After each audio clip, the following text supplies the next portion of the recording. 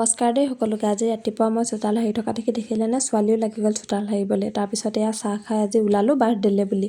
ঘৰতে বাৰ্থডে আছিলে, মই যিহেতু মাহঁতৰ ঘৰত আছোঁহি, এতিয়া মানুহজনৰ ঘৰলৈ গৈছোঁ। তাতে আমাৰ অকণমানি মমাৰ ছোৱালীজনীৰ বাৰ্থডে আছিলে।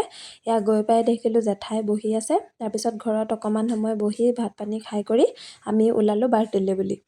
তাৰপিছত এয়া বাৰ্থডেত গৈ দেখিছোঁ সকলো কামে কামে লাগি আছে। এইফালে খানা বনাই আছে। ভিতৰলৈ গৈ দেখিছোঁ সকলো ভাগে ভাগে ৰুটি বেলাত ব্যস্ত। এইজনী টিকলিজনী দেখিছেনে, তাইৰ বাৰ্থডে আছিলে। এইফালে সকলোখিনি যা যোগাৰ হোৱাৰ পিছত সকলোৱে মিলি বাৰ্থডে কেকটো কাটি লোৱা হ'ল। তাৰপিছত আৰু সকলোকে খাবলৈ দি লাহেকৈ আমিও খালোঁ।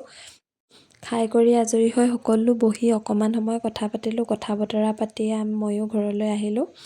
তাৰপিছত অকণমান সময় সিহঁতৰ লগতে বেডমিণ্টন খেল খেলি সকলো বহি কথা বতৰা পাতি এয়া দেখিছেনে ঘৰলৈ আহোঁতে ৰাতিয়ে হ'ল।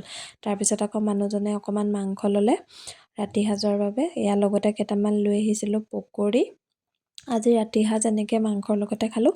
আজি ভিডিঅ'টো চাই আপোনালোকে কেনেকুৱা পালে জনাব। যদি ভাল লাগিছে লাইক কমেণ্ট এটা কৰি দিব।